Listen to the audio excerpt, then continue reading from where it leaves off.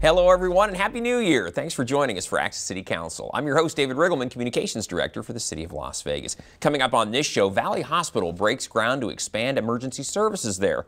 And a new medical center in Ward 1 will offer a broad range of health services to those without insurance. The councilman who represents Ward 1, Councilman Knudsen, joins me now. Councilman, welcome to the show. Happy New Year. This is our first Access City Council show of 2020 and the first show celebrating 20 years on the air here at Channel 2. So welcome. Congratulations, David, and to the entire communications teams and to Channel 2. It's an honor and a privilege to be here, and I know there's lots and lots and lots of people in Las Vegas that love watching, so I'm very grateful. Thanks so much. Thank you. It's very kind of you. You know Ward 1 very well, kind of like the back of your hand. You lived over there. You represent the district now. Yeah. For those not familiar, though, we're going to help you out a little bit. There is where Ward 1 is located. It's basically just west of the downtown and running along the south side of US 95, if you will. And if you live in that area or work in that area, and of course that's where our city really began, that's where the springs are located that brought people to Las Vegas in the first place, you are in the city limits of the city of Las Vegas, and you're represented by Councilman Knudsen, who is off and running. No stranger to City Hall.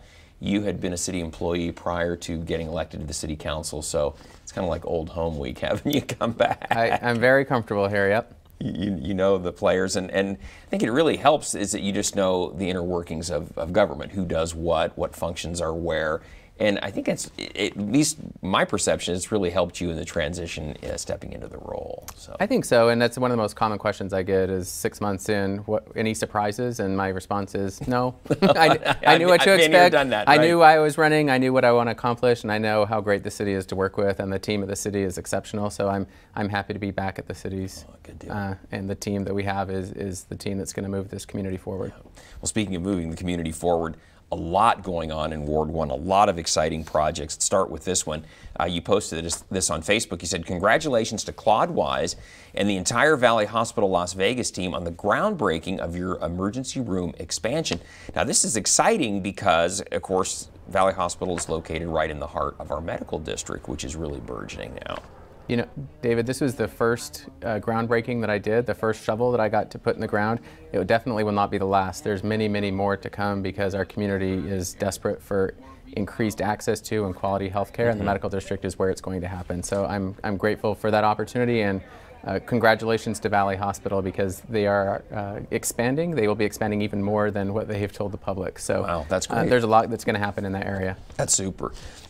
Valley Hospital located right across the street from what will be UNLV's medical school. The new School of Medicine will be right across the street. Yeah, and that's one of the most exciting developments, not only for Ward 1 or for the city, but for our entire valley and our entire state. A private development corporation was formed. They'll be partnering with the Nevada System of Higher Education, and a very fancy medical school will go in, and all of our medical school students will have the access and opportunity to learn how to be doctors. And that's the community that I want to live in, is we're growing and training our doctors to stay here in our community. Yeah, and that's the key. I think that's really been one of the interesting things, that oftentimes the best and brightest from Nevada will go to medical school and then go elsewhere. And the idea is to try to keep those folks here in Nevada to improve our health care here. That's right. So we're taking huge steps toward that. And the medical district, you have to be proud. The medical district is going to be a key component. If you're not familiar with the concept, it's located in Ward 1, as we've said, but the idea is to have kind of a conglomeration of health services located within the district, like so many other successful cities around the country have done. That's right, and I think with the School of Medicine, I think in the last show we had here with you, we had the CEO of UMC, and the UMC is going to be going through a major rehabilitation of their exterior. We've talked about major expansion and development of the Rancho and Charleston corridors. The city's investing a lot of energy and time and money into the development of the medical district. It's great to have development, it's great to have buildings. At the end of the day, I hope at the end of my term and my time here at Las Vegas that I can say healthcare is better in Nevada because of what the city has invested in. All right, well that's a wonderful and worthwhile goal, and obviously well on our way with all the things that are happening over in the medical district these days. Good stuff. So Speaking of great projects too, they continue in Ward 1. You posted this on Facebook as well. Today, with my fellow council members and City of Las Vegas government leadership, we signed one of the many beams that will be part of the new Las Vegas Expo. And we mean the Expo Center that's right in the heart of downtown next to the World Market Center. That's right. Which brings the big furniture marts to town a couple of times a year. But now we're talking about bringing expos all the time. To that location. And this is significant for downtown Las Vegas. It's that increasing the amount of tourists coming in, staying in downtown hotels, but also increasing the opportunity for our local businesses to thrive in the downtown community. So I was grateful to be there at the beam signing. Again, my first beam signing. I signed my kids' initials because I'm not sure what value I have in signing my initials, but maybe my kids will find value in that later on in life. And they're forever memorialized in a beam that went in on the convention center. So the best of luck in having as many tourists come into downtown Las Vegas and helping our local businesses thrive. It's exciting because that, of course, is on the 61 acres, that area right in the heart of the city. And that's where the Smith Center is located. The Ruvo Center is located there. We've got Aspen Heights, other projects that are going in there to bring residential components. And now we're talking about also having an expo center that's going to bring tourists, as you said, but business, a lot of business to downtown as well. And I think we've had the philosophy, the rising tides raise all ships.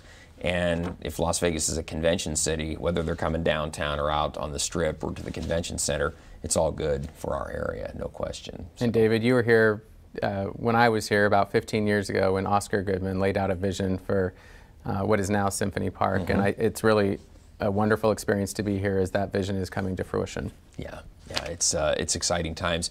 We had a rough go during this recession, and hopefully we never will have to relive that again. But since then, we have really turned things around, and things are just booming.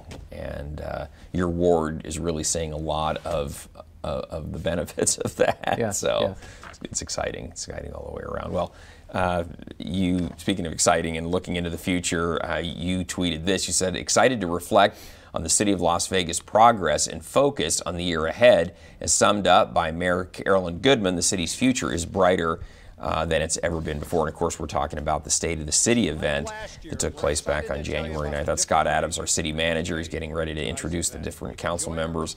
There you are. And of course, everyone heard from Mayor Goodman that night. Really, she talked about when her husband was mayor, we had the Year of Downtown, 2012, a lot of exciting projects. But now, I think she can boast that she's even outdone her husband with all the things that are going on in the downtown. And I have to mention this real quickly. That hourglass that she has there on the lectern is a gift from you. The mayor has been known to have longer addresses, and you were going to help remind her of the time. That's a very polite way of saying that. She normally has an egg timer, and I thought she's a celebrity in our community, and a celebrity shouldn't be looking at an egg timer. I thought, let's make this a little bit more professional. Let's put an hourglass there. So very nice. Everywhere I go, I get to follow the mayor in many of the situations, and so she's the celebrity, and happy to be here on the mayor's team, making sure this community is thriving. An hourglass just to help keep a reminder of it's a long night. It's a low-tech tool going back many years, but it was very accurate because we always keep a time of the speech. And your hourglass was almost to the second, just exactly what the speech turned out to be. So the mayor did a great job and provided a great vision for the community and the city. She talked specifically about Ward 1 and some of the things going on in Ward 1. Talked about the medical district, things like that.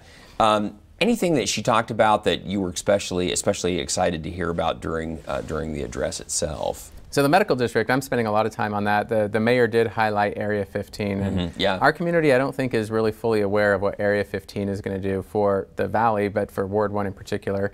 It's right off of Rancho, right behind the Palace Station, right next to the Desert Inn overpass there.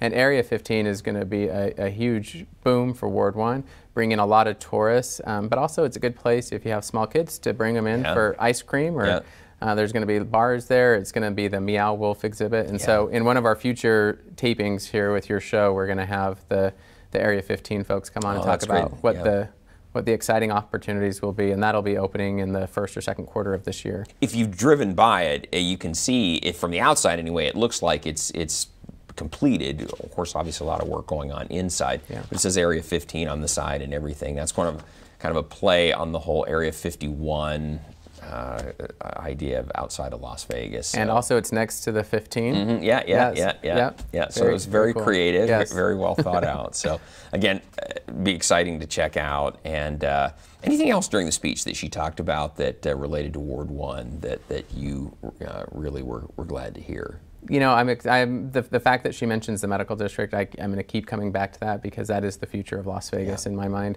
and the future of Ward 1. So we have the School of Medicine, we have Valley Hospital, we have the rehab of UMC. All of those things she highlighted and the significant investment going into Rancho and Charleston. It will be a different medical district. It'll be a different Ward 1 in the next 3 years. Yeah, so I'm grateful for the previous council and the mayor's leadership on allowing me to walk in and continue to guide those efforts. All right, well, good stuff. We're looking forward to all of that. Of course, we're into the new year now, as we said, 2020, but some great things happened at the end of 19. We want to show everybody a little bit of that since you've been on the show the last time. You posted on Facebook, "Wonderful evening with my family and colleagues at the Fremont Street Experience tree lighting ceremony. It's always a lot of fun. Big event down on Fremont Street. It's the city's Christmas tree, 50-foot tall Christmas tree. And you were out there with your family, a lot of the council members, a lot of just residents of Las Vegas and tourists gathered as well at the 3rd Street stage. There you guys are that night, and of course there's the tree. And it didn't make the film, but right before that, like 10 minutes before, Andrew took it away from me for a little bit. I lost sight of him, and he went to actually flip the switch, and a team of people had to wrestle him away from flipping the switch too early. It was pretty funny. Well, he knows what you're supposed to do. And see, we saw him there helping the mayor flare, and see, it worked. They turned it on. So they had a lot of fun that night. I was grateful to be part of it. And Fremont Street Experience does an amazing job. They do. Yeah, super fun. Of course, Andrew is Councilman Knudsen's son, and, That's right. He totally got the fact that you got to flip the switch to get the lights to come on. Let's not mess around here. Let's just get to this and get it going. So. He didn't want to wait for the mayor. He just thought he could do it himself. So. Well, yeah, exactly. It's like, come on, Mayor, let's go faster. And of course, Fremont Street Experience now boasts the new Viva Vision, the new lighting, LED lights on the canopy. And in the past, they'd really only run that during the night, but now it runs 24/7 because it's just that brilliant, that bright to see. It's spectacular. And so. any resident who hasn't visited downtown Las Vegas or visited Fremont Street, they should at least see it because it's a different Fremont Street experience. Yeah, for sure. And it's wonderful. Yeah, it's good stuff. So good night out there. You had some other events for the holidays we want to talk about too. You had a lot of different luncheons and stuff like that. Secret Santa events. Talk a bit about that. The Secret Santa. Tell us a little bit about how, and that's I guess what we're looking at here, right? I think it's important to note in Ward 1, and I've said this before, but I want to keep reminding people. Ward 1 is home to some significant affluence, some very wealthy people, but there's a high degree of poverty within Ward 1. And so making sure that we are active and responsive to both segments of our community, bringing them together where we can, but making sure those people in poverty have access to quality food and health care, and a good holiday season. And so, yeah, we were invested and engaged in providing some toys for kids. Wow, look at the participation that you get. That's a lot. That's really amazing. Look at all the toys that were donated. That's incredible.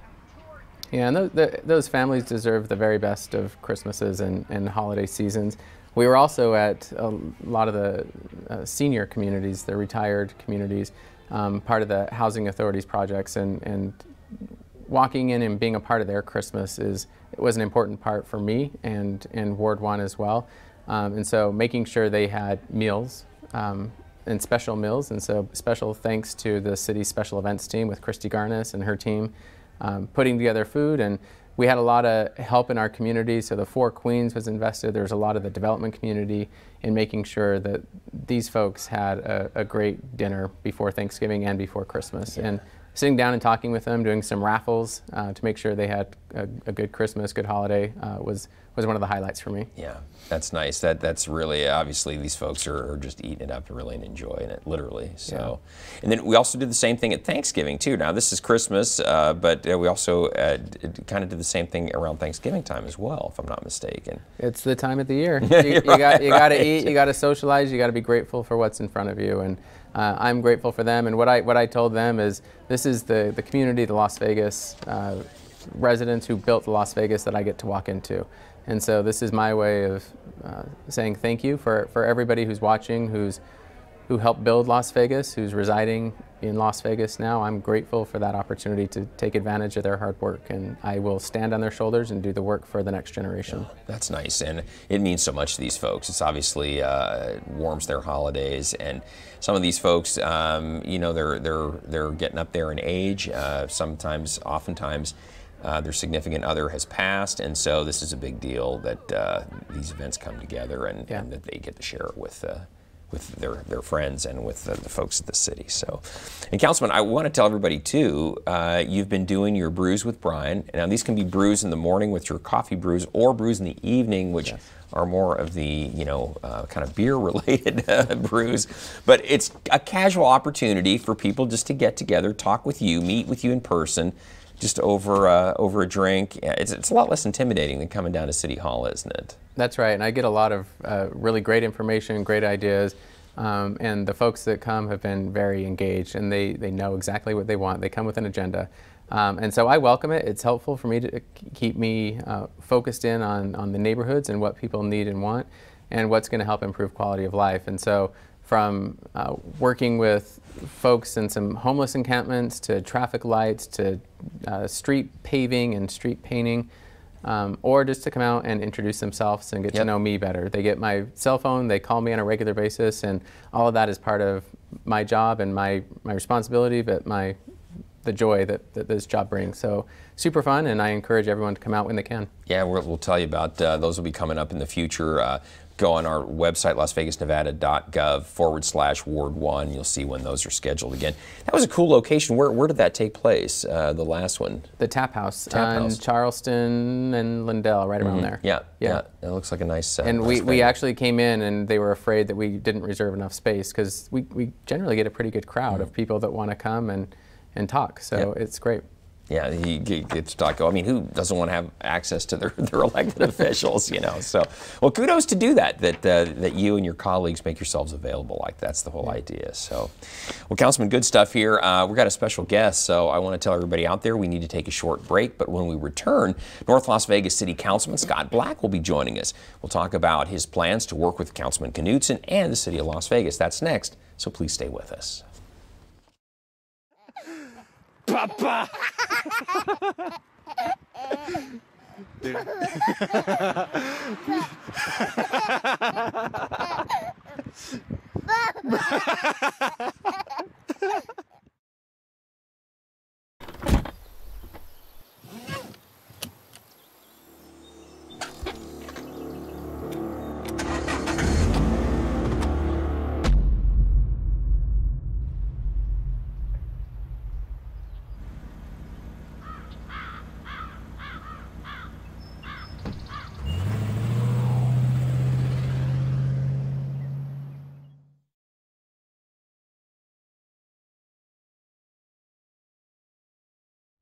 Welcome back, everyone. Today, we're happy to have with us in studio North Las Vegas City Councilman and Mayor Pro Tem Scott Black. Mayor Pro Tem, thanks so much for being with us. We enjoyed having you here. It's my pleasure to be here. It's a beautiful studio, a beautiful day here in the heart of Las Vegas, and with my friend Brian, so glad to be here. Councilman Knudsen, you have, since you've been elected, you've really tried to foster a spirit of collaboration, not only with your colleagues on the City Council, but with your colleagues on the other elected boards here in town. I think the idea being it's going to help us get things done and move the entire valley forward, right? That's right. And I don't know if this is true for our Mayor Pro Tem in North Las Vegas, but in my ward, I didn't get the sense that people cared if they were in Ward 1 or the city of Las Vegas or Clark County. They cared about the quality of life. They cared about the services that were provided.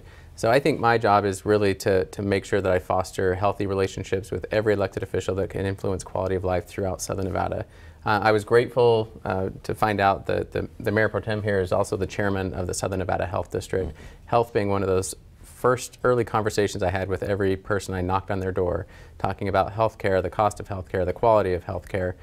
We have an opportunity with the Health District to improve healthcare in Nevada, and this is the guy that's going to help do it. Yeah, and you are on the Health District Board. You guys serve together.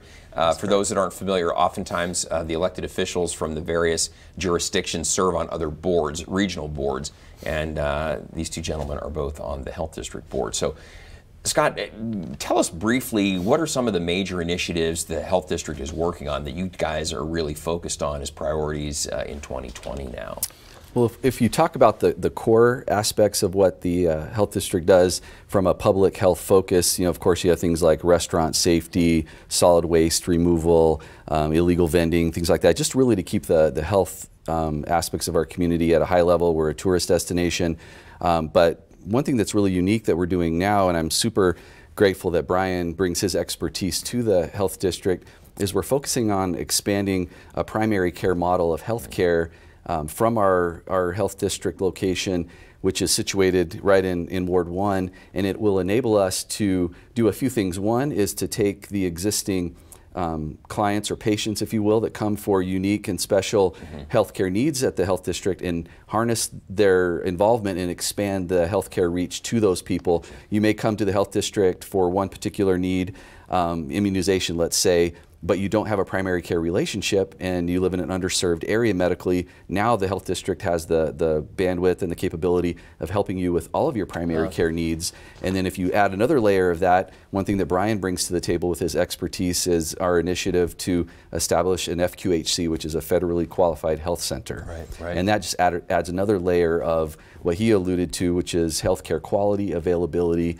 and affordability to the heart of our community where it's needed. Especially for people that maybe are having a hard time affording insurance. Absolutely. Or having that component in their lives. So, what else do you guys foresee as potential opportunity to partner between Ward 1 and North Las Vegas, Ward 3 and North Las Vegas, or just the cities in general? So I look at quality of life. As we walked into the studio today, we talked about housing, healthcare, and employment. Those are the three things that I would say are top of mind for almost every single resident in Southern Nevada. It's not just Las Vegas or North Las Vegas or Clark County or Henderson. That's what almost everybody is thinking about.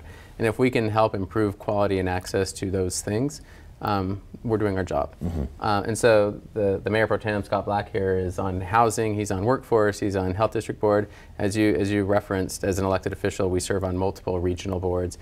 This is the guy that serves on all the quality of life boards. And so for me and the residents of Ward 1, I want to make sure that I'm doing everything I can to make sure that they have access and quality. And so it's important that we have relationships with every other elected official so that we can talk about the things that are important to us and talk about what our joint responsibilities are in making this community a little bit better.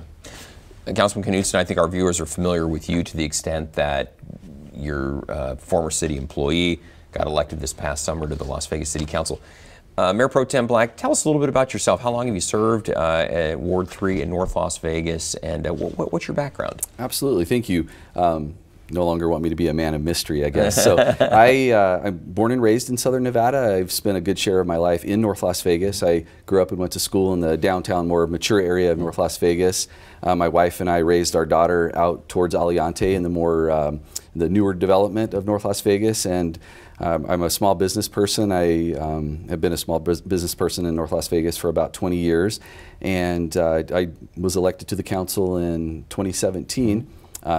New to local politics. I just really love my community, and I felt like I have the wherewithal to serve and to learn and to collaborate with folks like Brian and my other colleagues on the council in North Las Vegas, as well as throughout the community. And my wife supported me, and ran an amazing campaign, enjoyed the process, and the last 2.5 years I've been fortunate enough to work with Mayor Lee, and as we really propel the city of North Las Vegas forward. I know you mentioned in the last segment that rising tides raise all ships, and absolutely. We're a community. I live in North Las Vegas. I ride for the brand, if you will. That's very important, that community, but there's connectivity. The borders are very seamless, and we work together and we collaborate.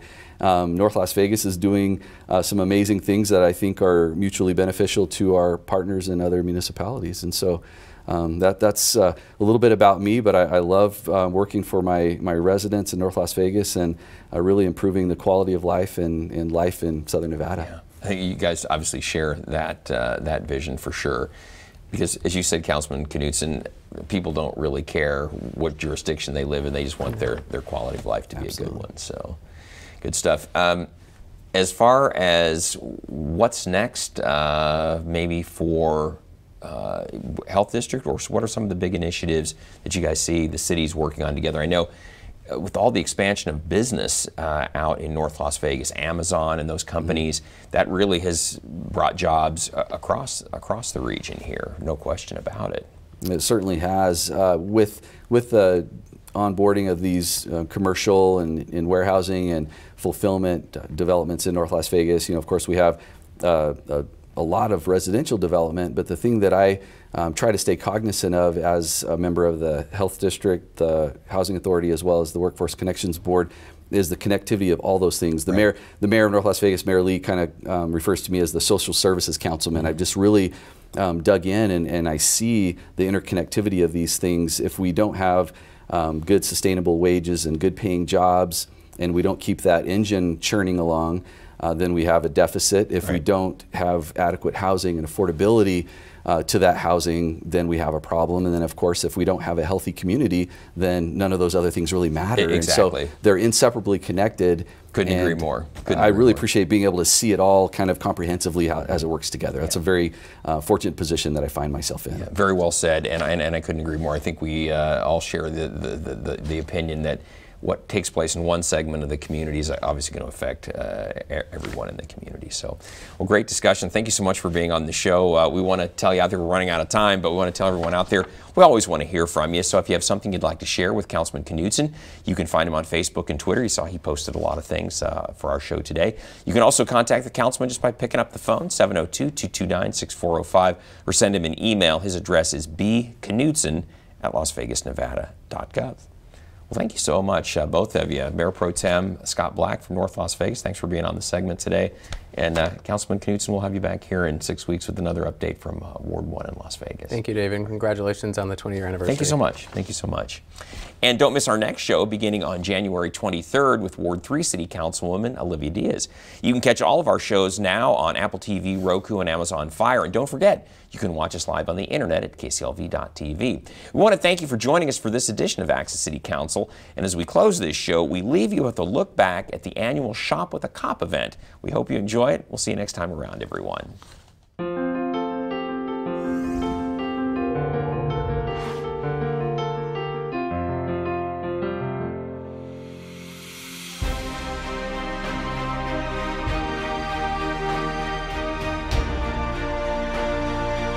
The Shop with the Cop event is a great event for some of our most underserved children in the community. I personally want to thank the Clark County School District Police Department, Metropolitan Police Department, the Nevada State Highway Patrol, every agency that participated in making sure that so many children in our community have access to some much needed toys and joy for the holiday season. It's one of the joys of being in the City Council is I get to participate with all of those wonderful police agencies and watching kids' eyes light up. They were sitting there this morning eating donuts, drinking hot chocolate, and anxiously awaiting their opportunity to shop with a cop, walk into the store and pick out items that'll bring a little bit of joy into their lives.